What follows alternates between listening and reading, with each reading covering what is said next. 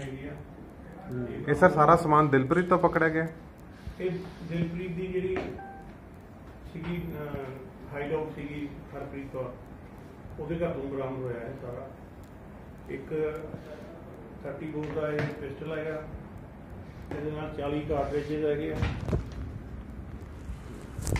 ਤੇ ਬਾਕੀ ਹੋਰ ਦਵਾਈਆਂ ਜਿੰਦੀਆਂ ਐਨਰਜੀ ਵਿਆਗਰਾ ਕੌਂਡਮਸ ਪਏ ਨੇ, ਇਹ ਖਸਖਸ ਪਈ ਹੈ, ਬਿਕਾਜ਼ੂਲ ਮੂਸਲੀ ਹੈਗੀ ਹੈ,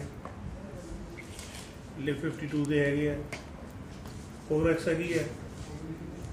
सर ये चीज़ां की शो करती हैं सर दिलप्रीत बारे? ये शो करती हैं कि भी वो अयाशी कर रहा है और खास करके लोगों को शो कर रहा है कि भी मैं बड़ा सच्चा सुच्चा हैगा, ते अदरवाइज वो सारा कुछ ही गलत कर रहा है। Right sir. थोड़ा आगे बारे दसो जी गन बरामद हुई जी rifle pump action gun shot gun हैगी है। ਇਹ ਲਾਈਕ ਮਸ਼ੀਨ ਗਨ ਵਾਂਗੂ ਚੱਲ ਜਾਂਦੀ ਹੈ। ਇਹਦੇ ਵਿੱਚ ਘੱਟੋ ਘੱਟ 6 ਰਾਉਂਡ ਇੱਕ ਵਾਰੀ ਫਾਇਰ ਕਰਦੀ ਹੈ। ਕਿੰਨੇ mm ਦਾ ਰਾਉਂਡ ਹੁੰਦਾ ਇਹਦੇ ਵਿੱਚ? ਇਹ 'ਚ 12 mm ਦਾ ਹੁੰਦਾ ਜੀ, 12 ਬੋਰ।